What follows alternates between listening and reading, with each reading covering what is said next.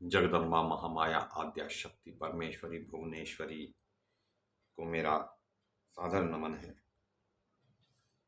हम भगवती महामाया जगदम्बा की महिमा को पढ़ और सुन रहे हैं श्रीमद् देवी भागवत पुराण से, जिसमें कि भगवान श्री राम को भी उनकी कृपा की अपेक्षा हो गई और उन्होंने नवरात्रि का व्रत किया। दोनों भाई रामचंद्र जी और लक्ष्मण जी ने 9 दिनों तक उपवास करके, पूजन करके, होम कर कर और भगवती की मंत्र जप इत्यादि करके कन्या भोजन वो नहीं करवा पाए, क्योंकि उस समय और ये विधान नारद जी ने उनसे कहा भी नहीं, क्योंकि उस वन में कहाँ से कन्याएं मिलती।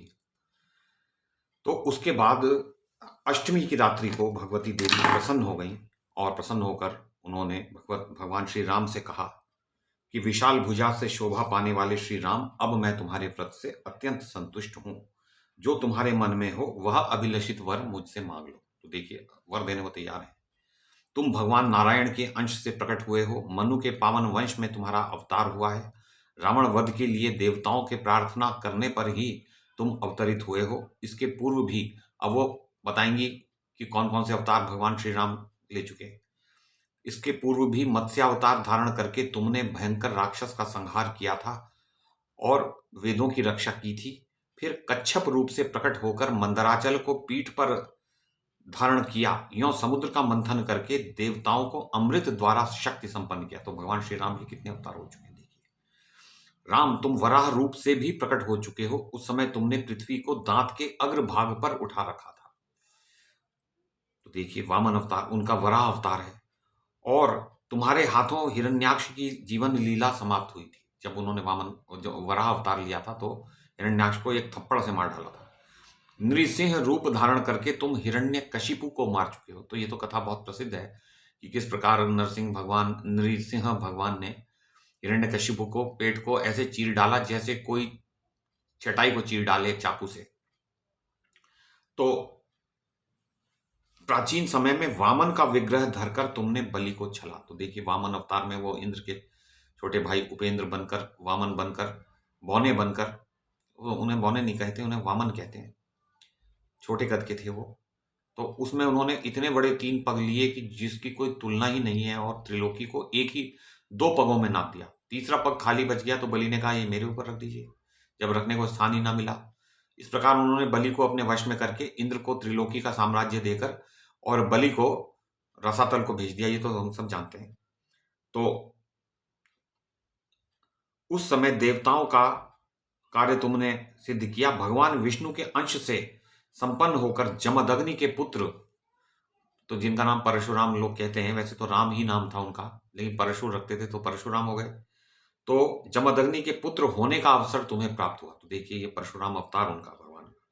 उस अवतार में क्षत्रियों को मारकर तुमने पृथ्वी ब्राह्मणों को दान कर दी।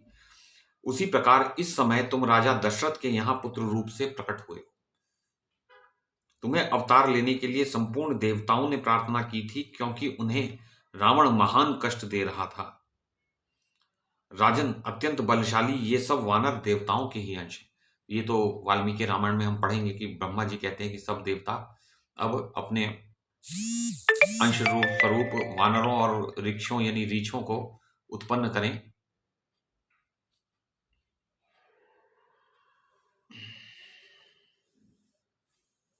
इन सब में मेरी शक्ति निहित है। तो ये जितने बलशाली वानर हैं, उनमें उनकी शक्ति कहां से आई? वो भगवती जगदम्बा महामाया आद्या शक्ति, आद्य प्रकृति देवी ने दी है। पूर्ण प्रकृति देवी ने उन्हें प्रदान की।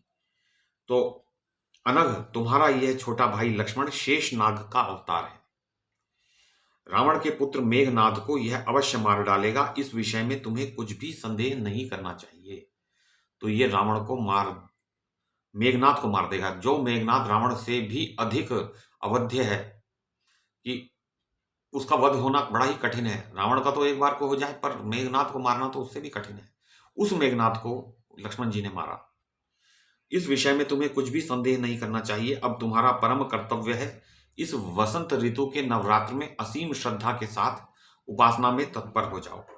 तो अभी तक तो नवरात्रि व्रत किया है, अब फिर से करो, फिर से नवरात्र व्रत करो। तदनंतर पापी रावण को मारकर सुखपूर्वक राज्य भोगो। तो 11 सहस्त्र वर्षों तक धरातल पर तुम्हारा राज्य स्थिर रहेगा। तो ये सत्य युग के 11 सहस्त्र 11,000 वर्ष जो हैं वो कलयुग के 11 लाख वर्ष होते हैं। क्योंकि जैसे जैसे युग आगे बढ़ता है, सत्य युग से त्रेता युग में दिन छोटे होने लगते हैं, पृथ्वी अधिक तेजी से त्वरित गति से घूमती है और दिन छोटे होकर वर्ष का समय घटता चला जाता है। तो 1,000वां हिस्सा रह जाता है सत्ययुग की अपेक्षा। वहां का एक दिन यहाँ के 1 सहस्त्र दिनों के बराबर है। तो यहाँ के जो 11 सहस्त्र वर्ष हैं, वहां के जो 11 सहस्त्र वर्ष हैं सतयुग के, त्रेता युग के, वो अब के 11 लक्ष वर्ष हैं, 11 लाख वर्ष हैं। तो ये आनंद रामायण में ये सब बातें लिखी हुई हैं। तो राघवेंद्र, राज्य भोगने के पश्चात तुम पुनः तुम अपने परम धाम को सिधारोगे। तो भगवान राम का अपने लोक हैं, तो उनका तो वो उस धाम को सिधारेंगे। और व्यास जी कहते हैं, इस प्रकार कहकर भगवती अंतर्धान हो गई। तो भगवान श्री राम जो है वो साकेत धाम में रहते हैं, और उनकी जो प्रजा है जिसको वो संतान की भांति मानते हैं, तो वो संतानक लोकों में जाएंगी। क्योंकि ये संतान मानते हैं, तो संतानक लोक जो है वो भगवान श्री राम के लोक के निकटवर्ती ही लोक हैं। तो भगवान राम के मन में प्रसन्नता की सीमा न रही। नवरात्र व्रत समाप्त करके दशमी के दिन भगवान राम ने यात्रा प्रारंभ कर दी। तो दशहरे के दिन रावण पर विजयादशमी की, उसके प्रस्थान के पूर्व विजयादशमी की पूजा का कार्य संपन्न किया। जानकी वल्लभ भगवान श्री राम की कीर्ति जगत प्रसिद्ध है। तो सब लोग भगवान श्री राम के बारे में जानते हैं, कोई ये नहीं कह सकता कि हमने उनका नाम ही नहीं सुना। तो वे पूर्ण काम है, प्रकट होकर परम शक्ति के प्रेरणा करने पर सुग्रीव के साथ श्री राम समुद्र के तट पर गए। साथ में लक्ष्मण जी भी थे, और फिर समुद्र में पुल बांधने की व्यवस्था करके देव शत्रु रावण का वध किया। जो मनुष्य भक्ति पूर्वक देवी के इस उत्तम चरित्र का श्रवण करता है, वह प्रचुर भोग भोगने के पश्चात परम पद की उपलब्धि करता है।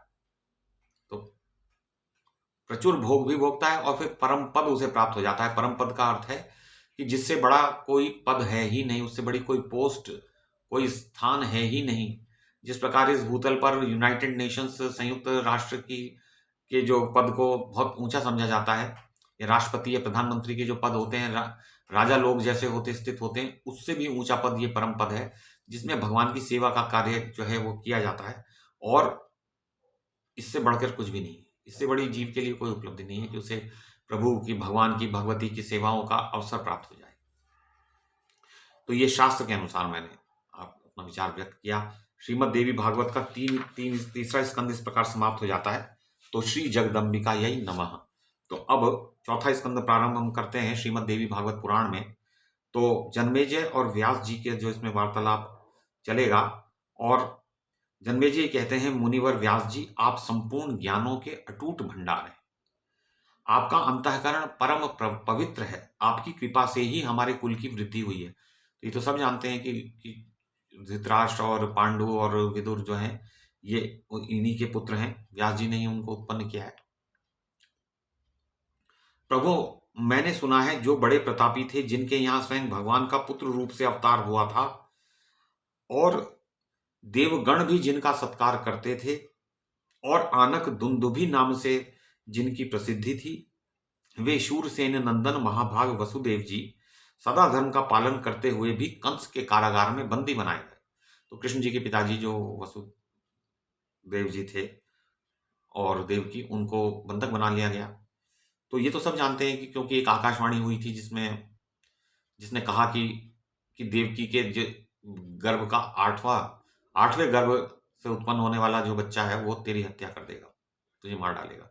तो तब उसने अपनी चचेरी बहन को ही कारागार में डाल दिया था। कंस ने देवकी को और उसके पति महाभाग वसुदेव जी को बंदी बना लिया था।